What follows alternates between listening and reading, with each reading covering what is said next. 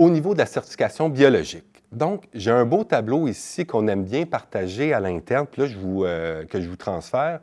Donc, on voit ici, au niveau des ventes, on voit en rouge là, la proportion des ventes depuis 2010 et la proportion de la production en bleu depuis 2010 pour le bio uniquement. On voit aussi les histogrammes en bas là, qui est au niveau de l'inventaire. Donc, l'inventaire qui est du bon goût ou de l'inventaire VR là, en mauve là, qui est plus des caractéristiques un petit peu moins désirées. Donc, on voit en 2019, 2020, 2021, là, on avait été capable en 2020 d'augmenter à près de 17 millions l'inventaire de bio. Mais cette année, à cause d'une production un petit peu moindre, puis les ventes qui ont quand même explosé au niveau du bio, on a un écart là, de plus de 7 millions de livres entre la production et les ventes pour 2021, ce qui a affecté, dans le fond, notre réserve stratégique. On est maintenant rendu à un peu plus de 10 millions de sirop, mais plus j'ai plus de bon goût, dans le fond, en inventaire. Donc, le plan stratégique de développement de la production de sirop d'érable biologique du Québec, ça a été développé depuis 2019 avec AGECO, avec le CIE. Conjointement avec le CIE, on a fait un plan d'action avec 2 différents axes pour pouvoir bien arrimer l'offre et la demande. Donc, le premier axe, accroître la production des sirops d'érable biologique de façon à répondre à la demande. Donc, on travaille là-dessus sur améliorer les connaissances à plus long terme sur l'offre et la demande.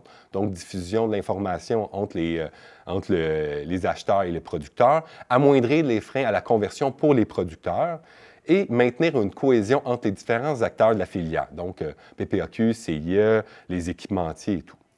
Au niveau du deuxième axe, ça a été développé, maintenir une production de qualité afin d'assurer la croissance du secteur et la pérennité de l'industrie.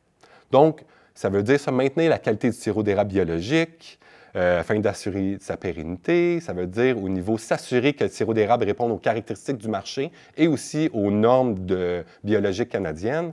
Et ça veut dire aussi raffermir le positionnement du sirop d'érable biologique sur le marché.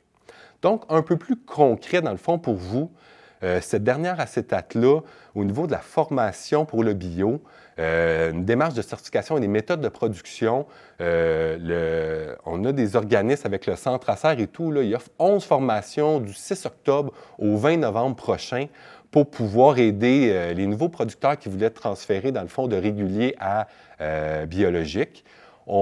Présentement, il y a 20,4 millions d'entailles qui sont en biologique. Le besoin est encore un peu plus élevé. Donc, avec on pense qu'il y a à peu près 800 à 1000 producteurs sur les 7000 producteurs qui auraient un potentiel qui pourrait être intéressant de se convertir vers le bio. Donc, au niveau de cette formation-là, on voit ici, on peut s'inscrire à u+.upa.qc.ca.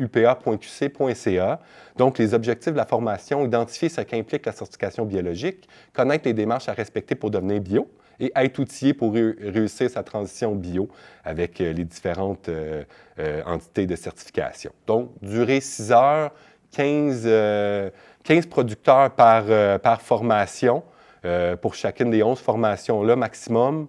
Puis si vous donnez votre numéro de PPAQ, possibilité de vous faire payer cette frais de formation-là d'inscription par personne, par entreprise. Donc, c'est un peu au niveau du bio. L'objectif, c'est de vraiment trouver une façon d'augmenter l'offre de bio pour pouvoir en vendre plus avec les acheteurs autorisés. Merci.